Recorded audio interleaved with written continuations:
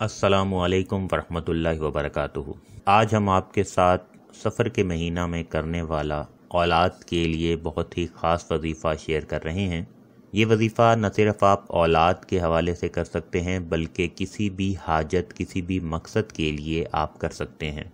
आपको न सिर्फ़ अल्लाह पाक औलाद की नेमत से नवाज देंगे, और अगर आप इसे अपने किसी भी मकसद के लिए, किसी भी हाजत के लिए करते हैं, आपकी कोई भी बड़ी से बड़ी हाजत है या कोई भी बड़े से बड़ा मकसद है जो पूरा नहीं हो रहा, तो आप इस अमल को करें। इंशाअल्लाह ताला अल्लाह पाक आपके उस मकसद में आपको ज़रूर कामयाबी अता फरमाएंगे। ये अमल आयत करीमा के हवाले से है। आयत करीमा की बहुत ज़्यादा फजीलत और बरक़ात हैं। अक्सर बुजुर्गान दीन इस दुआ को हर वक्त पढ़ते रहते थे। अगर किसी पर किसी तरह की परेशानी आ जाती है, वो किसी परेशानी में मुब्तला है, या फिर अचानक कोई परेशानी आ गई है, कोई देरीना ख्वाहिश है जो पूरी नहीं हो रही, जिस तरह बे औलाद अफराद के लिए औलाद का मसला है, तो आप उसी वक्त ये अमल करना शुरू कर दें जब आपको लगे कि आप पर वो परेशानी आ गई है या वो परेशानी ख़त्म हो जाए। इंशाअल्लाह परेशानी ख़त्म हो जाएगी। ऐसे अफराद जिन्होंने आयत करीमा का ये अमल किया है, अल्लाह पाक ने उन्हें औलाद की नेमत से नवाज दिया है। अगर आपकी कोई भी बड़ी से बड़ी हाजत या मकसद है तो इस अमल को करना शुरू कर दें। ये वजीफ़ा, ये दुआ जब हज़रत यूनुस अलैहिस्सलाम मछली के पेट में थे, उस वक्त हज़रत यूनुस अलैहिस्सलाम ने पढ़ी थी, और इसकी बरकत से अल्लाह ने हज़रत यूनुस अलैहिस्सलाम को उस मुसीबत से निकाला। ये एक बहुत ही मुजर्रब और नबियों का किया हुआ अमल है।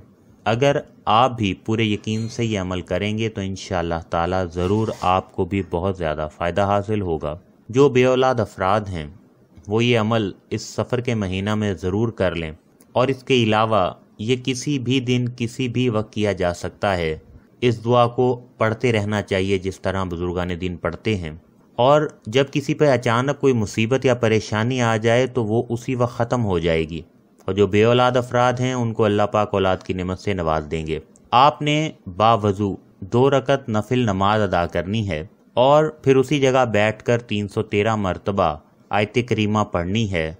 या हय्यू या क़य्यूमु ला इलाहा इल्ला अंता सुब्हानका इन्नी कुन्तु मिनज़ ज़ालिमीन पढ़ना है। फिर आपने अल्लाह ताला से औलाद के लिए दुआ मांगनी है, अपनी परेशानी के लिए दुआ मांगनी है, अपने जायज़ मकसद के लिए दुआ मांगनी है। इंशाअल्लाह आपकी जो भी परेशानी होगी ख़त्म हो जाएगी, जो भी हाजत है पूरी हो जाएगी, और बे औलाद अफराद को अल्लाह पाक औलाद की नेमत से नवाज देंगे। अमल के मुतालिक ज़रूरी हिदायत है, इस पर ज़रूर अमल किया करें और इसका ख्याल रखा करें।